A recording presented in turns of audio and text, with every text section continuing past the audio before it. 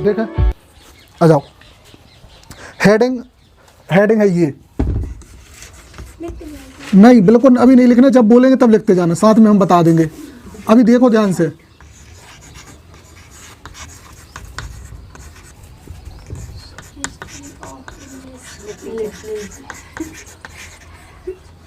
पहली चीज तो ये तुम लोग इसी को गलत बोलते हो। लिट क्या, लिट रेचर, लेचर बोल रहे हैं ना, हाँ चलो है ना, लिटरेचर ही नहीं बोलते यार। चलो ठीक है, हाँ शुरुआत ऐसे ही होती है। हिस्ट्री ऑफ इंग्लिश लिटरेचर मतलब अंग्रेजी साहित्य का इतिहास। क्या होगा? अंग्रेजी साहित्य का इतिहास। अब छोटा टॉपिक नहीं है तो बहुत बड़ा टॉपिक, सच में बहुत बड़ा टॉपिक, सिर्फ तीनों। अब जो उनका होना था भाई वो उनकी समस्या, इसलिए अपने पास ये रहेगा। आप जाओ, लेकिन लाइव क्लास का मजा वो नहीं होता। हाँ सर, वीडियो में तो मैं नहीं, हाँ उसमें उतना, क्योंकि कुछ चीज़ें मिस हो जाती हैं, जो चेहरे के एक्सप्रेशन है वो कभी नहीं आते। चलो ठीक, हाँ हम बात कर रहे थे क्या है ये, मतलब इंग्लिश अपन जो पढ़ते हैं ना, इंग्लिश लिटरेचर, अंग्रेजी साहित्य जो पढ़ते हैं, उसका इतिहास भी पता होना चाहिए। इतिहास का मतलब ये है कि कौन कौन से टाइम पे कौन कौन से पीरियड हुए। पीरियड का मतलब होता है एक टाइम ड्यूरेशन।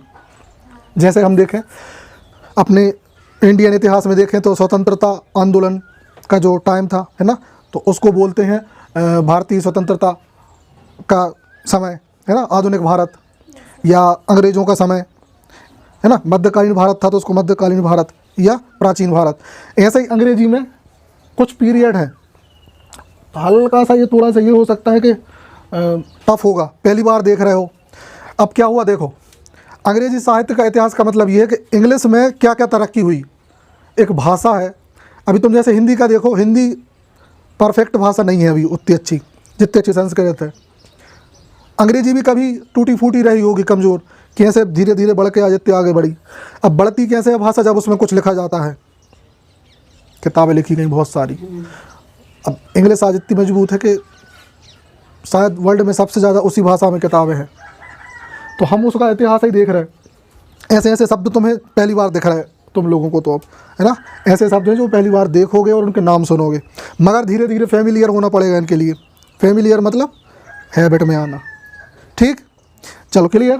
तो देख लो पहले कि क्या है ना, अच्छे से, और जैसा हमें मेमोराइज है तुम्हें भी होना चाहिए, पूरा एकदम छपा हुआ होना चाहिए, है ना। हाँ जो हम बता रहे हैं वही बता रहे हैं, सेम चीज़, बस देख लो उसको। तो ये कुछ पार्ट्स में बटा है, कुछ पीरियड्स में, है ना। तो सबसे पहला पीरियड कौन सा है, वो है ओल्ड इंग्लिश पीरियड। क्या है? हाँ, ओल्ड इंग्लिश पीरियड का मतलब होता है पुरानी इंग्लिश का समय, है ना। इसको एक और नाम बोलते हैं, और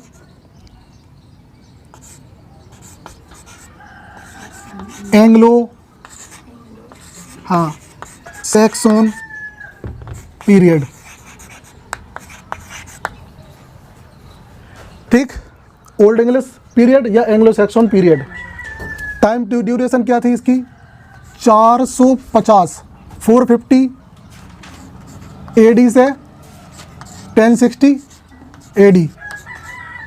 आई बात समझ? ये टाइम ड्यूरेशन आपको अच्छे से याद होनी चाहिए। एंग्लो का मतलब होता है अंग्रेज, ऐसे समझो ना। देखो इंग्लिश, दो तीन शब्द बता रहे, इंग्लिश, इंग्लैंड, एंग्लो, इनमें कुछ समानता लग रही है। ये एक दूसरे से अपन बोलते हैं ना, अपभ्रंश होके बने हैं, टूट के बने हैं एक दूसरे से। जैसे जहाँ पे पहले मतलब एक जनजाति थी, जनजाति नहीं थी, एक प्रकार के लोग थे, ये समझ लो। हाँ जनजाति ही बोलेंगे, एंगल्स लोग थे, तो वो लोग जहाँ रहते थे उस जगह को क्या बोलने लगे, एंगल। और धीरे धीरे एंगल से क्या बना, देखो वो लोग थे एंगल, जहाँ रह रहे हैं उसको क्या बोलेंगे, एंगल्स लैंड, एंगल लैंड। अब धीरे धीरे angle land, angle land, England. अब समझे, ये दोनों ट्राइब थी, ट्राइब मतलब जनजाति। अब हम धीरे ट्राइब का भी बोले तो कंफ्यूज नहीं होना, ट्राइब मतलब हाँ, ये लोग इंग्लैंड में आए थे, शुरुआती लोग थे। इससे पहले तो बहुत सारे वो थे, वो बहुत पुरानी कहानी है, और डीपली बताएंगे। आज सिर्फ बहुत ओवरव्यू दे रहे हैं, बहुत गहराई से जाएंगे इसमें, अभी ज़्यादा गहरे नहीं जा रहे। पहला पीरियड हो गया। चलो दूसरा है वो है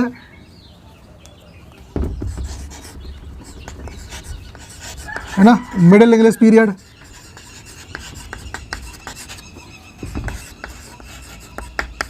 मिडिल इंग्लिश पीरियड, इसका टाइम ड्यूरेशन क्या होगा 1066 से कब तक 1500 1500 तक।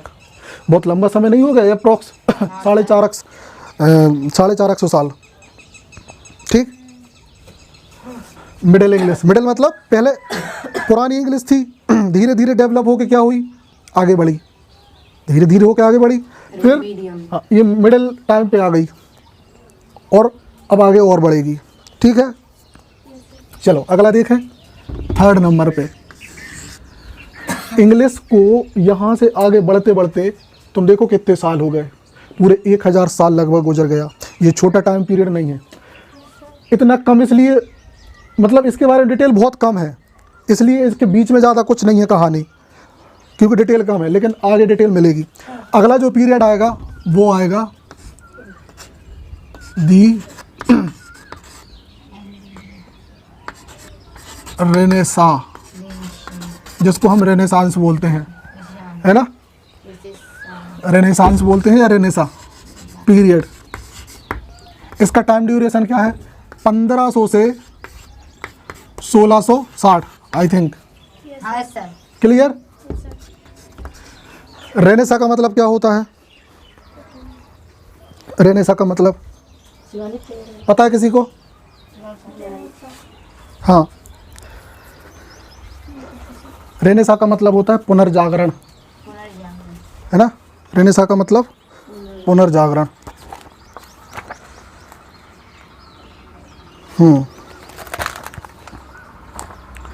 ठीक, ठीक है ना, द रेनेसा पीरियड, इसका मतलब होता है पुनर्जागरण। मतलब अब ये थोड़े कि इंसान फिर से जाग रहा है, लोगों की भावनाएं सो गई थी। भावनाएं सोने का मतलब क्या होता है कि इंसान अलर्ट कम था, या उसकी सोल या उसके जो अच्छे, मतलब जैसे ऐसे समझ सकते हो, जैसा इंसान को होना चाहिए वैसा ना होके, अपन बोलते हैं ना पाप बढ़ गया, तो इंसान यहाँ से फिर से जागा और फिर से चीज़ें सीखा, है ना, अच्छा होना, पुनर्जागरण, चीज़ें नए तरीके से शुरू होना, रेनेसा, ये टाइम पीरियड था। अब इसको बहुत सारे हिस्सों में बांटा है, कितने हिस्सों में, 4 हिस्सों में।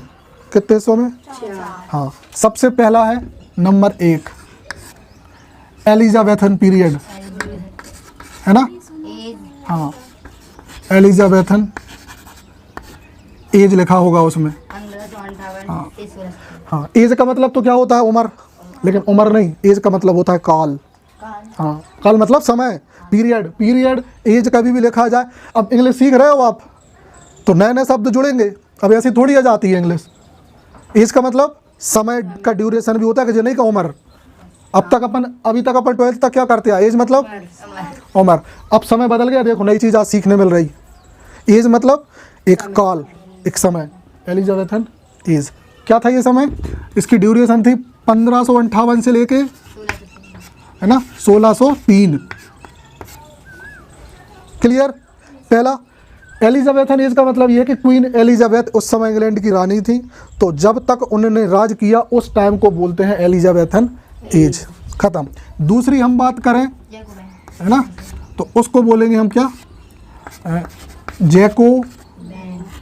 जैकोबियन, हाँ, एज। एज भी लिख सकते हो, पीरियड भी, कोई दिक्कत नहीं। ये आएगा 1630 से 1625। क्लियर। जैकोबियन एज, ढंग से देखते जाना, बहुत जल्दी जल्दी, समय कम है। जैकोबियन एज का मतलब है जब किंग जेम्स फर्स्ट राजा बने थे।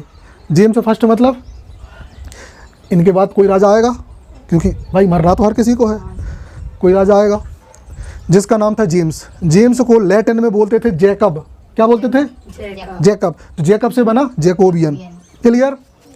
देन सी, थर्ड नंबर पे है कैरोलिन, है ना, कैरोलिन एज। सेम कहानी इनके साथ भी है, 1625 से लेके 1649 तक। कैरोलिन चार्ल्स फर्स्ट किंग बनी, चार्ल्स फर्स्ट। चार्ल्स को लैटिन में बोलते हैं कैरोलस, और वही कैरोलस से ही बना Caroline. Caroline age, Charles first का समय। क्लियर? याद रखना ये रेनेसा मतलब पुनर्जागरण काल को ही इतने भागों में बांटा है। फिर हम बात करें डी, ये है कॉमनवेल्थ। कॉमनवेल्थ का टाइम ड्यूरेशन था 1649 टू 1660, है ना? हाँ 1660। क्लियर? ठीक है। कॉमनवेल्थ समय वो था जब कोई राजा नहीं था, पूरी पावर चर्च के हाथ में थी। अब तुम सोच रहे हो चर्च मतलब धर्म को मानने वाले लोगों ने अपने हाथों में ले ली, लेकिन इससे अच्छा नहीं हुआ था, ये बुरा ही था ये समय, मतलब ये मान सकते हो। क्योंकि धर्म के हाथ में ताकत जाने का मतलब ये है कि बहुत गड़बड़ होना। राजा राजा होता है और पुजारी पुजारी होता है। पुजारी राजा बन जाए तो दिक्कत हो जाएगी, और राजा पुजारी बन जाए तो दिक्कत है। जिसका जो काम उसको करना चाहिए। यहाँ प्रॉब्लम्स हो गई थी, इसलिए हम इसको अच्छा नहीं बोल सकते, लेकिन लिटरेचर के हिस्ट्री में ये अच्छा था। अच्छा क्या था मतलब? अच्छा ही था, इसमें बहुत कुछ अच्छा था। ठीक, तो 3 पीरियड हो गए, इस तीसरे के 4 हिस्से हो गए। इतनी बात क्लियर है? ओके, अच्छे से नज़र मान लो, लिखना नहीं है, सिर्फ देखना है अभी।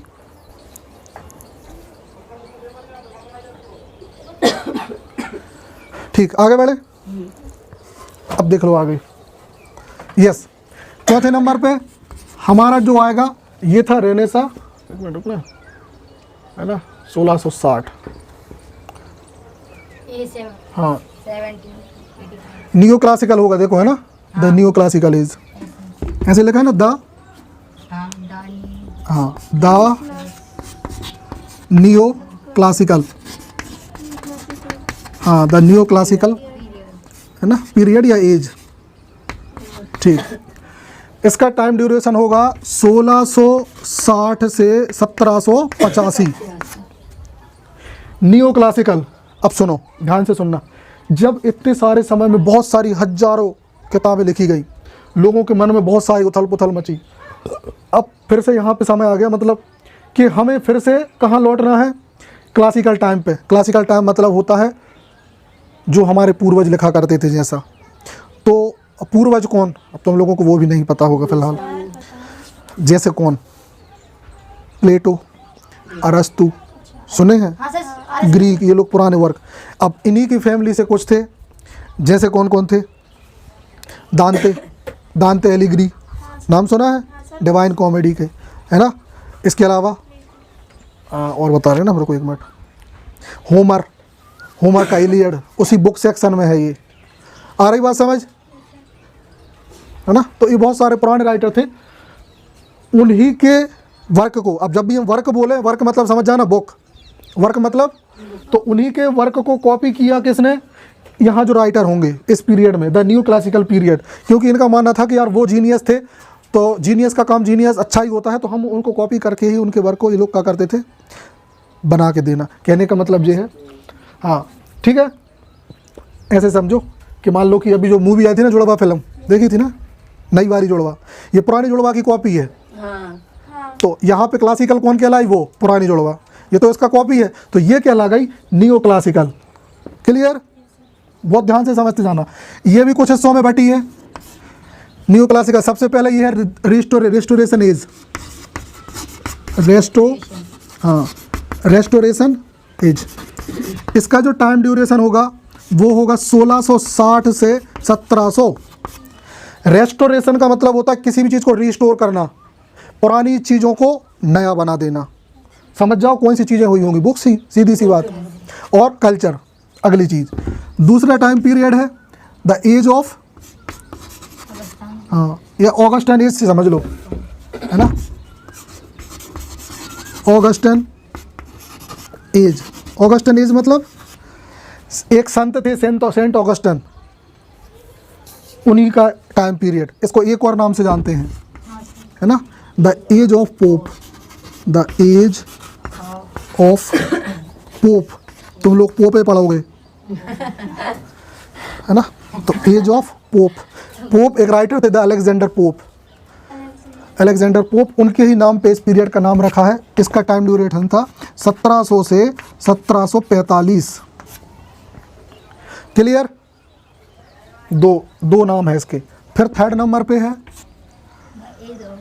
The age of sensibility. है ना, the age of sensibility, sensibility, इसको एक नाम से और जानते हैं, the age of Johnson, age of Johnson. याद होगा एक पाउडर आता था Johnson and Johnson, baby powder, ये वही जॉनसन है। मतलब ये वो व्यक्ति जॉनसन नहीं है, ये नाम वही जॉनसन है। अब समझ में आ गया कि वो कंपनी कहाँ की हो सकती है। हमें याद आ गई थी जो वो जो हम कह रहे थे सुनाई ना। हाँ, तो 1745 से 1785 तक ये पूरा टाइम था, अभी ख़त्म नहीं हुआ। ठीक, ये रेस्ट न्यू क्लासिकल एज का ये 3 चीज़ें अच्छे से देख लो, कौन सी एज क्या है, साथ बीच में ये फिर से टकराएंगी।